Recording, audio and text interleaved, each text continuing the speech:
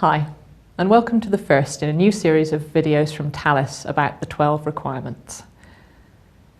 I'm Bridget Kenyon, Lead Information Security Consultant and QSA, and I've been working with the standard since 2007. I'll take you on a short tour of each requirement and provide you with useful hints and tips. To get the most out of these videos, you should download a copy of the standard from the PCI DSS's website and keep it to hand. So this time it's Requirement 1. It's officially titled Install and Maintain a Firewall Configuration to Protect Cardholder Data. But if you read it in full, you'll see that you don't actually need a firewall to do what it's asking for. A router with suitable granular access controls can do just as well. This brings me to my first tip. The standard defines minimum security measures. This may not be the right thing for you. Router ACLs are indeed suitable in certain cases, say when you have a simple network or can't afford to go out and buy new kit. But they're not as flexible and powerful as firewall rules, nor are they as easy to manage on the whole. In most situations, I'd expect to see people using firewalls instead. The next thing to notice is that Requirement 1 starts with the idea that you should document everything. The whole standard is about documentation, so get used to it. Documentation is how you prove you're compliant to your internal watchdogs and to your assessor.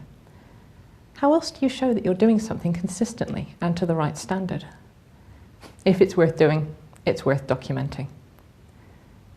But the really interesting thing about Requirement 1 is that it tells you how your network should look. Okay, here's a diagram I call the PCI donut. If you go through Requirement 1 with a fine-tooth comb, this is what you get. Now this isn't a technical network diagram. It illustrates a set of basic principles in a way that everyone can understand. So let's have a better look at our tasty treat. The whole donut is your Cardholder Data Environment, or CDE. That's the part of your organisation which you'll need to make compliant, the part the standard applies to. The CDE is also called your scope for compliance. You'll notice that there are two thick black lines. One goes around the outside of the donut, the whole of your CDE. The other separates the dough from the jam. These lines represent firewalls. They can both be managed by the same physical device, but they create three separate security zones. The first is the air, which is outside your CDE and out of scope. It holds untrusted systems. The second zone is the dough. This zone is called the DMZ, or demilitarized zone. The DMZ is where you put systems which need to be visible to untrusted systems outside your CDE. Web servers are a good example of DMZ systems. These systems may get attacked and taken over, so they're not allowed to store account data. Well, you obviously can't store account data in the first zone, the air, and you're not allowed to store it in the DMZ, the dough. So where can you store it? The only place left is in the third zone, the jam, the protected internal network, as PCI puts it. That's where your databases live and your backup servers. On top of this, Requirement 1 says that traffic from the internet can't go straight to the systems storing cardholder data, or vice versa. So if you're outside the CDE, roughly speaking, in the air outside the donut, you can't set up a connection straight to the systems in the jam.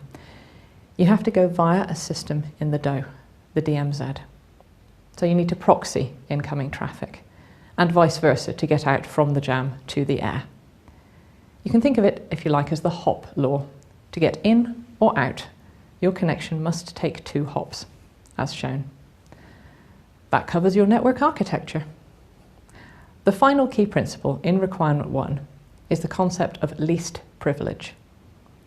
Everything you've configured, like your firewall, routers, and wireless network, has to allow no more than is absolutely necessary. You have to justify everything you have allowed, in writing, of course. This is a detailed and painstaking job. In summary, Requirement 1 sets the scene for you. It defines your boundaries and some basic ground rules like documentation. Next time we'll be looking at Requirement 2. To find out more, take a look at our other YouTube videos. You can also check out our website or drop us an email. Thanks for watching and good luck on your journey to compliance.